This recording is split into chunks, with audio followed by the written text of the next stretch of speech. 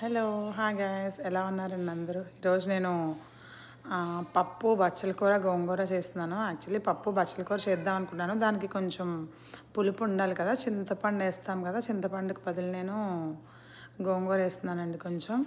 ఇదిగోండి కందిపప్పు నేను ఆల్రెడీ నానబెట్టుకుని 2 hours అయిపోయింది. ఇదిగోండి నేను 1 cup కందిపప్పుకి కొంచెం గోంగూర వేసుకున్నాను, కొంచెం బచ్చల కూర, ఒక పచ్చిమిరపకాయ, కొంచెం కల్లుప్పు వేస్తున్నాను.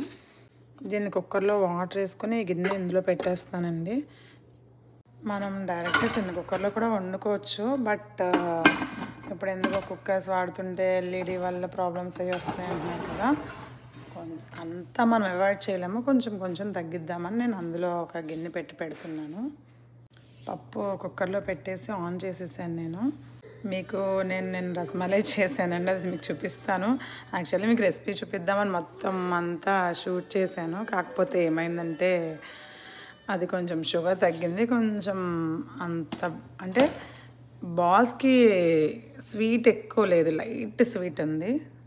ఇంకా అందుకనే మీకు ఎవరికి రెసిపీ నేను షేర్ చేయట్లేదు. నెక్స్ట్ టైం బాగా వస్తే కంపల్సరీ షేర్ చేస్తానండి. బట్ తినడానికైతే మాకు నచ్చింది, అంటే లైట్ స్వీట్ ఉంది కదా, సో చాలామందికి నచ్చకపోవచ్చు. ఈ కలర్ ఎలా వచ్చిందంటే నా దగ్గర సాఫ్రాన్ అయితే లేదు, నేను పాలని రబ్డీ చేస్తాం కదా, అది చేసేటప్పుడు కొంచెం పసుపు వేసుకున్నానండి, సో అందుకని ఈ కలర్ వచ్చింది అది. ఇదిగోండి మొత్తం ఉడికిపోయింది పప్పు. ఒక చిన్న గిన్నె పెట్టుకున్నాను తాలింపు వేసుకునేది. ఈ తాలింపుకి నేను నెయ్యి వేసుకున్నాను, నెయ్యి వేసుకుని జీలకర్ర, ఆవాలు, కరివేపాకు వేసుకున్నానండి. ఇప్పుడు పప్పు పెట్టిన గిన్నె ఉంది కదా, దాన్ని ఆన్ చేసుకుంటున్నాను. ఆన్ చేసుకుని తాలింపు మొత్తం అందరూ వేసేస్తున్నానండి.